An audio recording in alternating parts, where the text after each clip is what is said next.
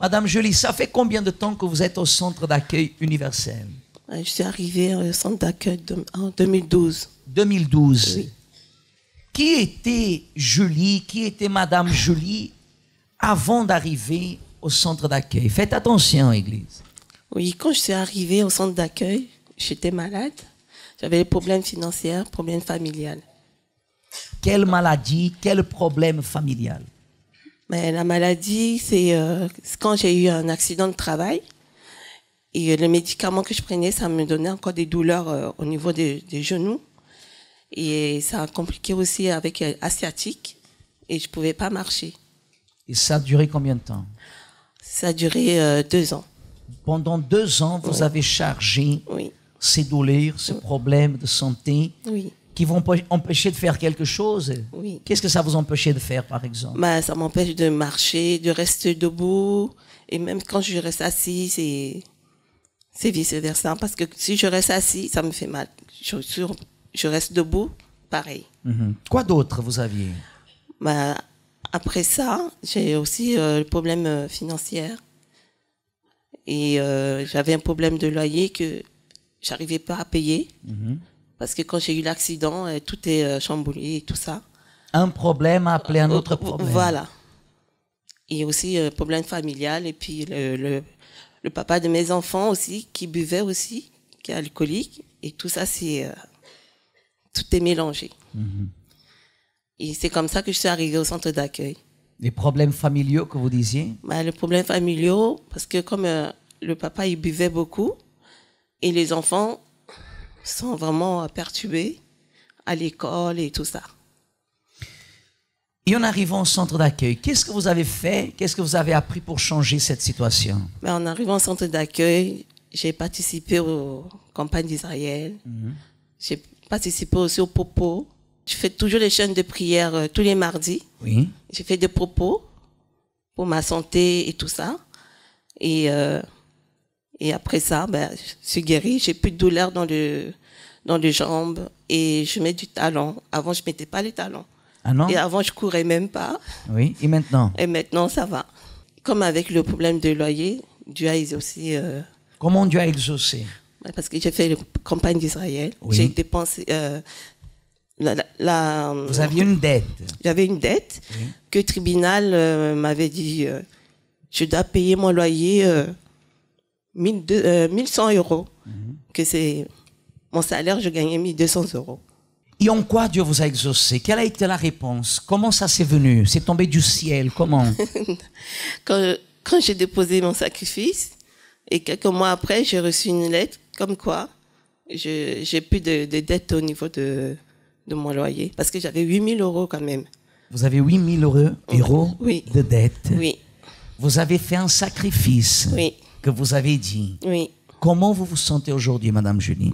J'ai la paix, la joie. Oui. Que avant j'avais pas la paix et la joie. Et maintenant, avec mes enfants, on a la joie, la paix. Et puis on a des complicités entre mes enfants et moi et tout ça. Qui a fait ça dans votre vie? C'est Seigneur Jésus. Amen. Grâce à Dieu. Que Dieu vous bénisse.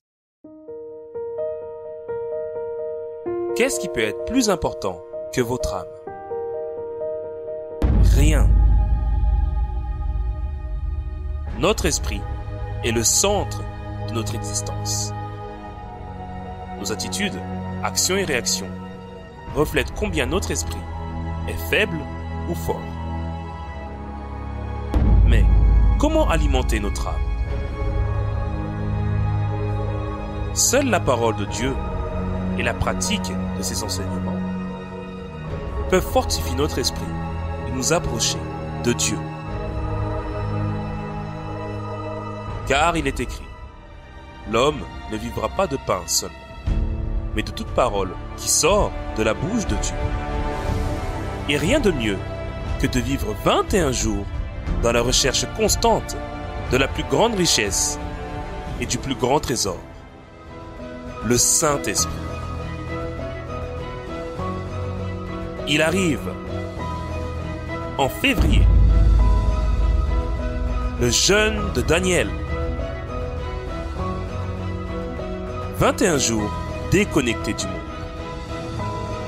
des divertissements, des réseaux sociaux et de tout ce qui empêche une communion plus intime avec le Saint-Esprit.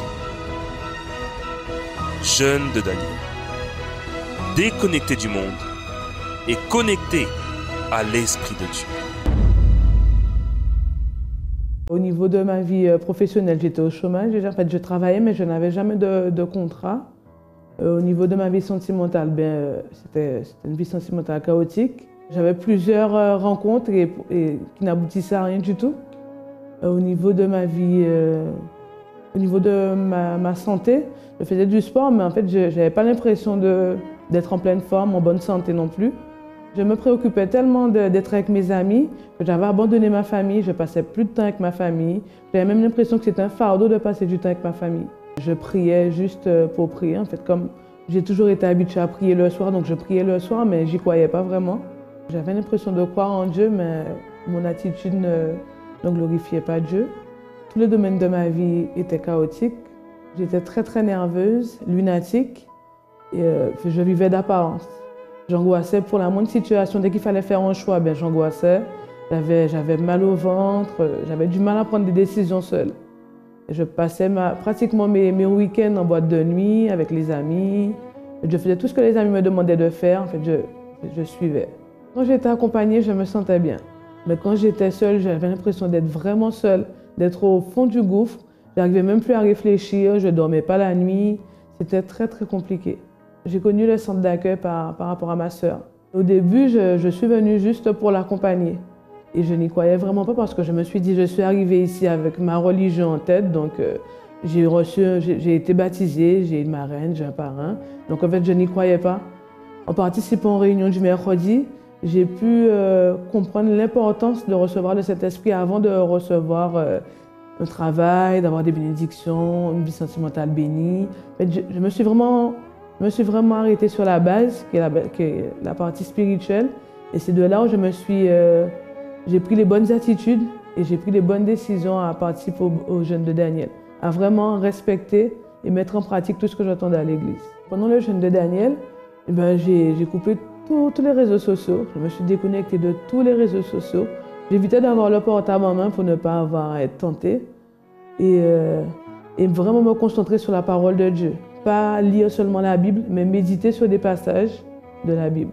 Et en participant aussi aux réunions, le plus souvent j'allais, malgré que je ne travaillais pas, mais je me suis dit, c'est pas grave, dès 7 heures, j'allais au culte, j'allais aux réunions. Plus je lisais la parole de Dieu, mieux je me sentais, parce que j'avais l'impression que chaque parole en fait représentait un domaine de ma vie où je devais continuer à persévérer. Je cherchais Dieu partout où j'étais, je cherchais Dieu dès mon réveil, je prenais les bonnes attitudes. J'ai senti cette paix intérieure, en fait, j'étais plus angoissée, je ne m'angoissais pas pour des situations. J'ai senti que j'étais tellement bien que je voulais garder le sourire, mais constamment sur mon visage, où je n'avais pas l'impression d'être triste, je n'avais pas besoin d'avoir du monde autour pour être bien. Avant, je m'énervais tout de suite, je disais que non, ce que je fais, c'est bien. Et maintenant, quand on me le dit, en fait, j'essaie de comprendre ce que la personne essaie de me dire et en fait, ça passe mieux. Là, je cherche vraiment à passer du temps avec ma famille. Là, avant, c'était un fardeau. Et maintenant, c'est tellement naturel que j'ai l'impression d'être qu'avec ma famille et je n'ai pas besoin de grand-chose, passer de bons moments avec ma famille. Et maintenant, quand je souris, je sais que ça va. Maintenant, je sais que ça va, donc je souris naturellement. Quand il y a des décisions à prendre, je n'ai plus besoin de l'avis des autres. Je consulte d'abord mon Dieu. Et maintenant, je prends les décisions. En fait, je prends des décisions naturellement. Je n'ai plus à faire des calculs ou à me dire qu'est-ce que tu vas y arriver. Maintenant, ça vient naturellement. Dès que je sais que j'ai pris cette décision, je me dis, bon, là, si je l'ai pris et que j'ai pris cette décision, c'est qu'elle est bonne.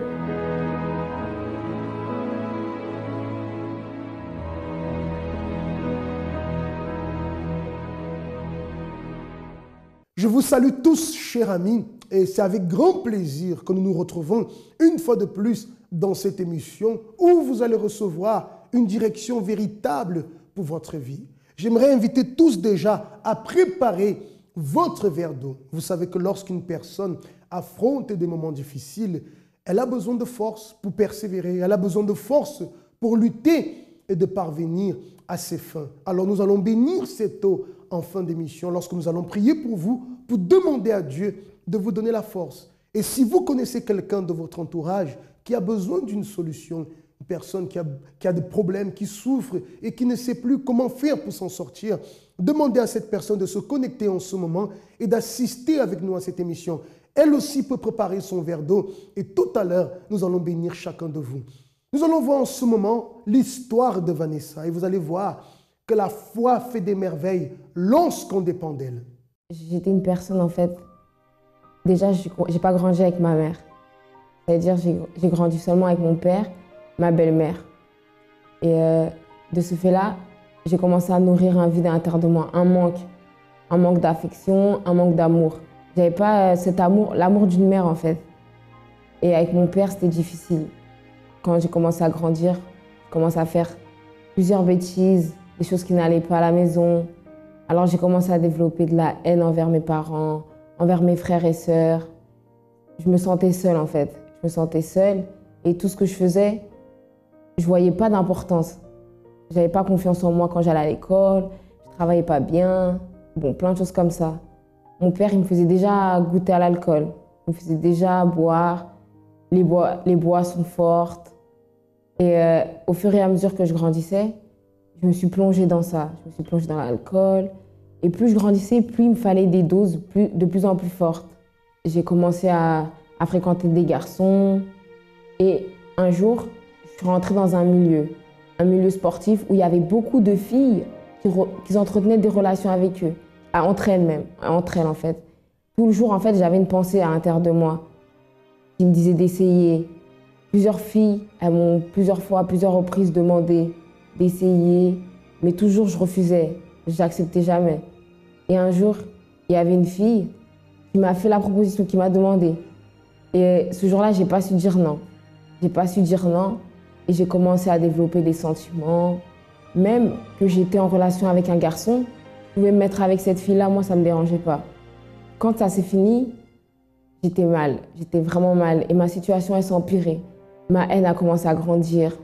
Je suis devenue quelqu'un de très colérique, quelqu'un d'agressif.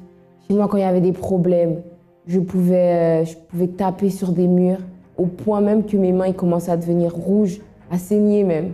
Je pleurais dans ma chambre, bref, j'étais vraiment pas bien.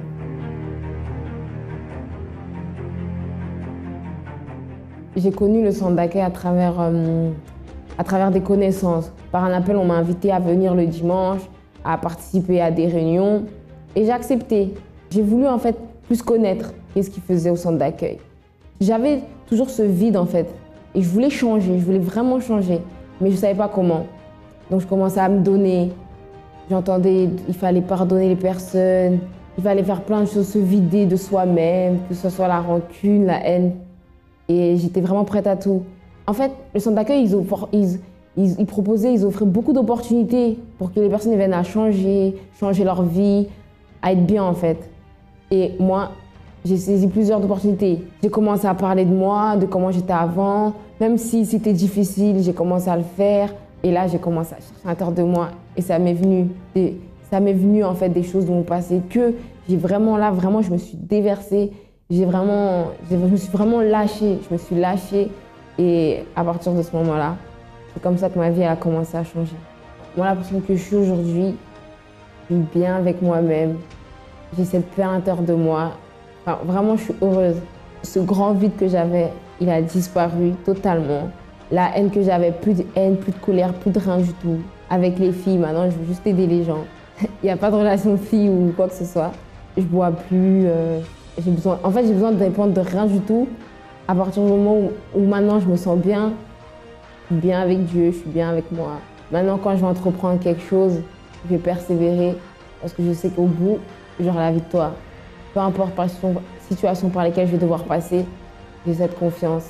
Je sais que ce que je vais faire, ça va marcher. Je sais que maintenant, quand je vais me donner, je vais avoir des résultats, les bons résultats. Chez moi, c'est bien. Franchement, c'est différent. À l'intérieur de moi, j'ai une paix, j'ai une joie. Franchement, comment vous dire? Il n'y a pas plus grande souffrance que d'avoir l'absence de Dieu. Et vraiment, peu importe la situation par laquelle vous passez, il y a une opportunité qui vous est donnée gratuitement. Et saisissez-la. Saisissez-la parce que que vous recevez après, c'est très, très, très bon. Parfois, une petite situation est négligée. Et cette négligence, malheureusement, a des conséquences terribles dans la vie de beaucoup de personnes. Voyez dans le cas de Vanessa, qui, lorsqu'elle était jeune enfant, on lui faisait goûter des fonds de verre. Apparemment, c'était rien, c'était une petite chose. Mais vous voyez que cette petite chose a fini par développer au point de faire d'elle une personne addicte à l'alcool. Et peut-être aujourd'hui, vous avez une situation qui est dans votre vie. Vous savez, c'est comme un petit caillou dans la chaussure, où on se dit c'est rien, mais à force, ça finit par causer des dégâts. Vous qui avez besoin de notre aide, je ne sais pas ce que vous traversez, je ne sais pas quelles sont les situations que vous affrontez, mais j'ai la certitude que la solution existe pour vous. Alors vous pouvez vous joindre à nous ce vendredi dans l'un de nos centres d'accueil où certainement vous allez trouver la direction pour votre vie. Nous allons voir en ce moment une autre histoire, la foi qui a pu bénir aussi la vie de Brunhilde. Lorsque mes parents se sont séparés, je l'ai très mal vécu. J'avais 14 ans et à ce moment-là, j'avais une haine à l'intérieur de moi. Je ne savais pas comment l'exprimer, mais j'entendais souvent ça de la bouche de mes amis à l'époque. Et lorsque mes parents se sont séparés, je l'ai très mal vécu.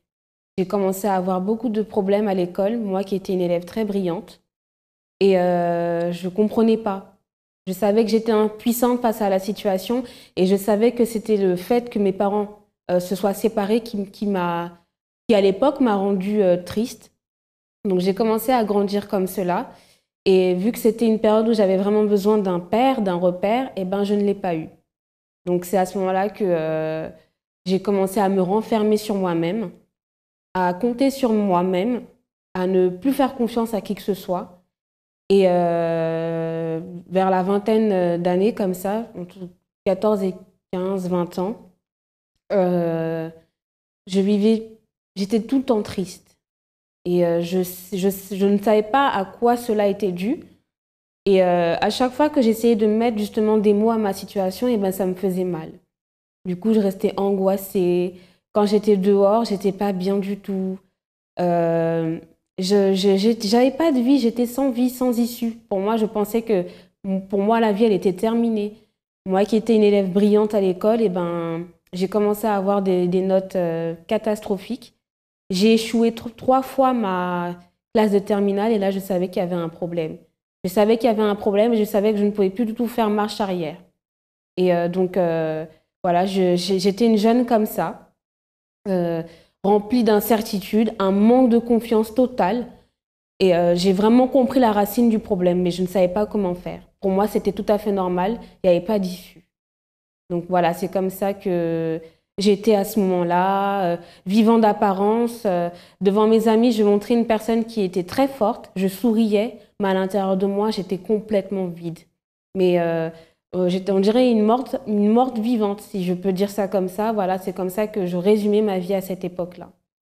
Voilà, complètement perdue. Vous voyez, lorsqu'on vit une vie d'apparence, dans le cas de Brunhilde, qui essayait de montrer que tout va bien, c'est un peu la même chose, de se dire c'est rien, c'est une petite situation, ça va passer. Mais au fond, le problème est en train de ronger. Au fond, le problème est en train de mettre une pression sur la personne.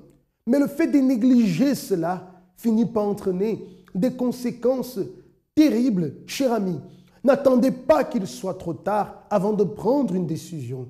Nous sommes en train de vous montrer que par la foi, tout peut être résolu. Même les cas qui sont considérés comme des cas perdus peuvent être résolus, mais à condition pour la personne de prendre la décision qu'il faut. Souvent, la personne attend d'être au plus profond, au plus bas, pour pouvoir se décider. Vous avez l'opportunité aujourd'hui de pouvoir prendre la décision qui fera la différence. Parce que le Dieu en qui nous nous confions n'abandonne jamais ceux qui se confient en lui. C'est ce qui est arrivé dans la vie de Brunhilde. Donc j'ai connu le centre d'accueil universel par le biais d'une voisine et ma mère m'a emmenée ensuite, par la suite. Donc j'ai vu comment ça se passait. Et quand je suis arrivée, j'entendais beaucoup de choses, mais concrètement, je n'ai pas du tout pris les choses au sérieux. Donc fin 2008, début 2009, je suis partie, je me suis éloignée parce que les choses ne marchaient pas comme je le voulais. Puis ensuite, quelques années après, j'ai vu que ma vie n'avançait pas du tout. Donc je me suis dit que c'était, je pense, la vraie solution. Donc je suis arrivée fin 2011, début 2012, où j'ai vraiment pris les choses en main. Je me suis dit, c'est le moment ou jamais, il faut que ma vie, elle change. Il y a beaucoup de personnes qui disent que leur vie a changé, pourquoi pas moi? Donc j'ai commencé à écouter tout ce qu'on disait et à me dire que oui, effectivement, j'avais droit aussi à un changement de vie. Donc il y avait beaucoup de propos que je prenais au sérieux. Et c'est ça qui m'a aidé justement à changer. Et lorsqu'il y a aussi eu l'annonce de la campagne d'Israël, je ne savais pas trop ce que c'était, mais je me disais, je voyais beaucoup de témoignages des personnes qui témoignaient ce que la campagne d'Israël faisait dans leur vie. Je me suis dit, alors si eux, ils ont pu réussir, alors moi, je me lance. Donc c'est comme ça que je me suis lancée et je n'ai pas du tout été déçue. Je n'ai pas du tout été déçue parce qu'honnêtement, c'était la seule solution pour moi.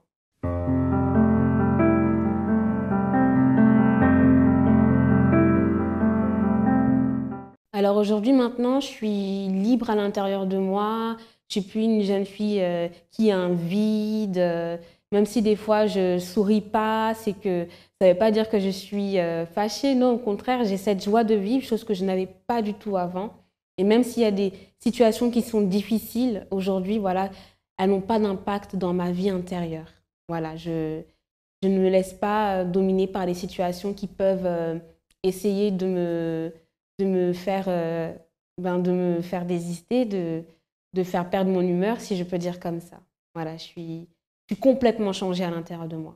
Honnêtement, la campagne d'Israël, ça a été pour moi, ça a restauré énormément de choses dans ma vie. Tout ce que j'avais perdu et que je me disais que je ne pouvais jamais avoir, ça a restauré tous les domaines de ma vie. Aujourd'hui, je ne suis plus du tout cette personne, cette jeune, angoissée, triste, parce que j'ai appris justement à avoir confiance en moi. Et plus on me lançait des défis, j'ai appris à me dire que je pouvais le faire, que j'étais capable. Et ça, c'est très important dans la vie d'un être humain. Parce que des fois, l'être humain, il entend beaucoup de choses et on lui dit qu'il n'est pas capable. Mais à partir du moment où on se dit que nous-mêmes, on est capable, on se valorise. Alors même si on reçoit des paroles négatives, ce n'est pas ça qui va nous faire peur.